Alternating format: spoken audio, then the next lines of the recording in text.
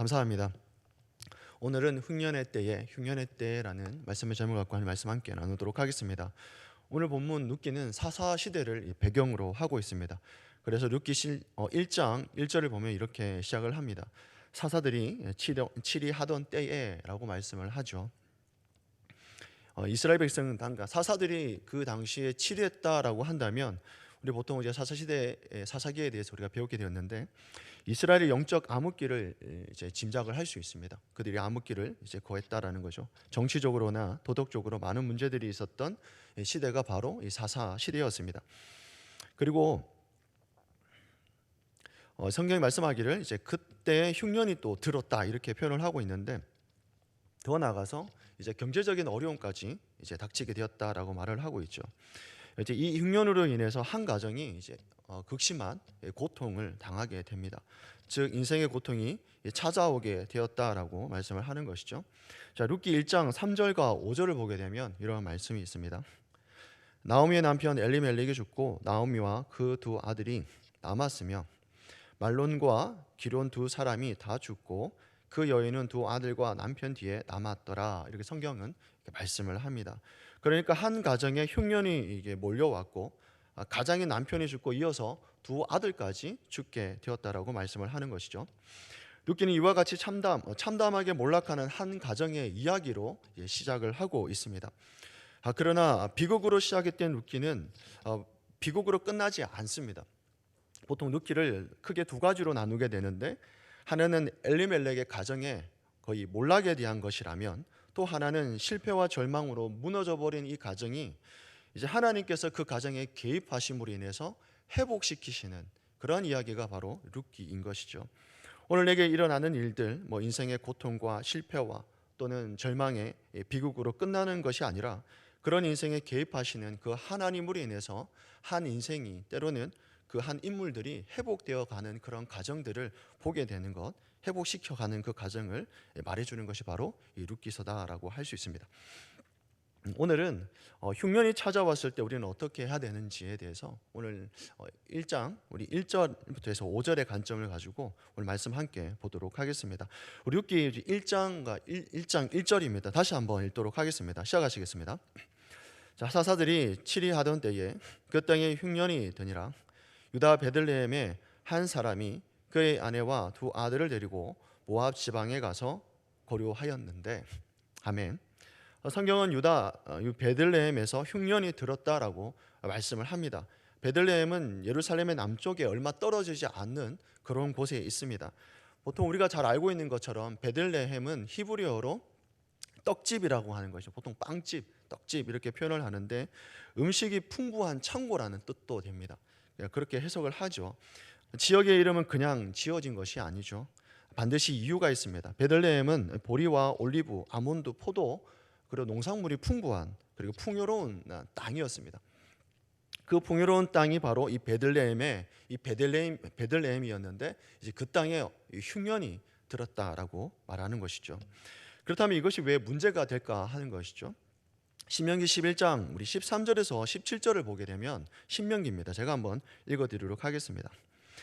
내가 오늘 너희에게 명하는 내 명령을 너희가 만일 청종하고 너희 하나님 여호와를 사랑하여 마음을 다하고 뜻을 다하며 섬기면 여호와께서 너희 땅에 이른 비 늦은 비를 적당히 내리시리니 너희가 곡식과 포도주와 기름을 얻을 것이요 또 가축을 위하여 들에 풀이 나게 하시리니 네가 먹고 배부를 것이라. 그리고 이렇게 말씀을 합니다. 너희는 스스로 삼가라. 두렵건대 마음에 미혹하여 돌이켜 다른 신들을 섬기며 그것에 절하며 여호와께서 너희에게 진노하사 하늘을 닫아 비를 내리지 아니하여 땅이 소산을 내지 않게 하심으로 너희가 여호와께서 주신 아름다운 땅에서 속히 멸망할까 하노라. 아멘. 그리고 레위기 26장 4절을 보게 되면 또 이런 말씀도 있습니다. 내가 너희에게 철 따라 비를 주리니 땅은 그 산물을 내고 밭의 나무는 열매를 맺으리라. 아멘. 이스라엘 땅은 충분한 양의 이게 비가 내려야지 적적한 땅이 됩니다. 만약에 비가 충분히 내리지 않으면 그 땅은 황량한 사막과 같은 그런 땅이 되는 것이죠. 그 이유가 이스라엘 집안 자체가 거의 석회암으로 되어 있기 때문에 물이 그냥 비가 내리면 쑥쑥쑥 빠지는 그런 땅입니다. 그러니까 그 당시에 포도주가 발달한 이유가 물이 없기 때문에 포도주로 이제 물 대신하게 된 것이죠. 그러니까 물은 무슨 말이겠습니까? 하나님은 이스라엘 백성이 하나님을 전심으로 사랑하고 섬기면 곡식과 가축을 위해서 하나님께서 이른 비와 늦은 비를 때에 맞게끔 내리십니다. 그리고 나서 풍성하게 그 열매를 거두게 하신다고 약속을 하셨습니다. 이것이 하나님께서 이스라엘 땅에 거하는 그 이스라엘 백성들에게 주신 하나님의 축복이었죠.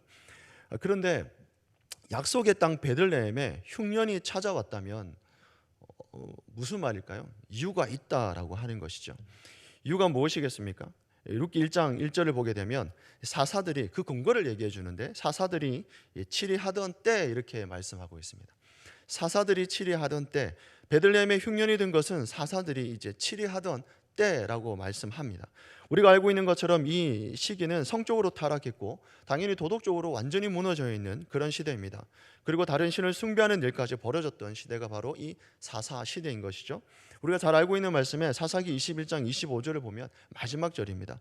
그때 이스라엘 왕이 없으므로 사람이 각기 자기의 소견에 옳은 대로 행하였더라. 성경은 사사 시대를 자신들을 다스리는 왕이 없던 시대, 그런, 다시 말하면 자기가 주인이 되어서 그냥 그렇게 살아왔던, 다시 말하면 죄성을 가진 인간이 그 본성 보대로 살았던 시대, 스스로 통제할 기능까지 다 마비되어 버린, 자기 스스로도 통제가 되지 않는 그런 시대였다라고 볼 수 있는 것이죠.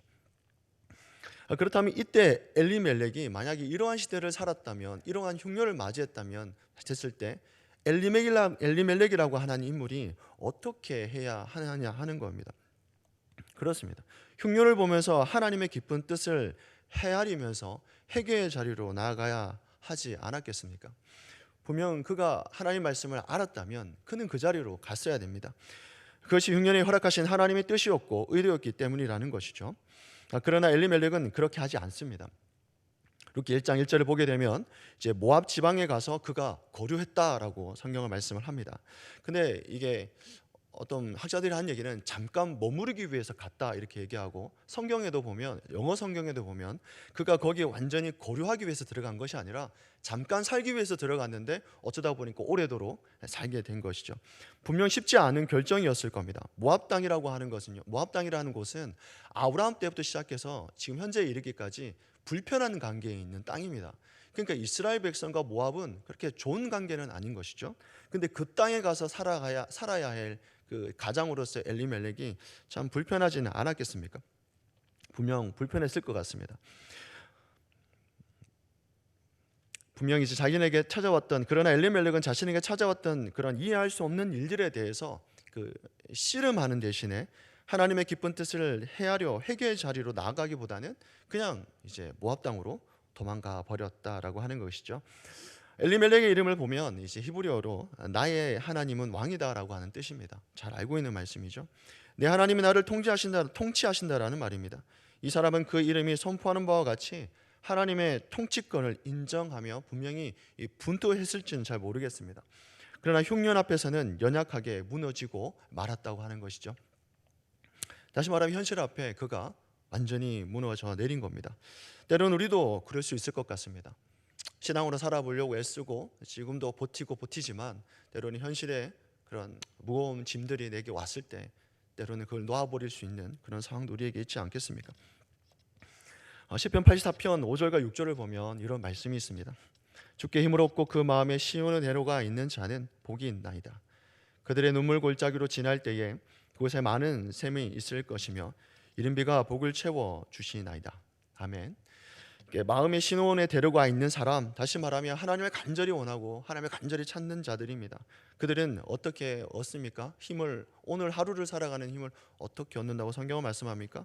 주께로부터 힘을 얻는다라고 말씀을 하고 있죠. 그들에게는 눈물 골짜기가 지날 때에도 그 많은 샘이 있을 것이다 라고 하셨고, 이른 비 또 이른 비로 복을 채워 주실 것이다 라고 성경은 말씀합니다. 하나님을 의지하고 그 하나님이 나에게 있어서 복임을 인정하고 살아가는 그런 인생에게 그렇다라고 하는 것이죠. 그렇습니다. 오늘 룻기는 이 흉년의 시기를 어떻게 보내야 하며 어떻게 살아야 하는지를 우리에게 한 가장의 모습을 바라보면서 잘 말씀해 주고 있습니다.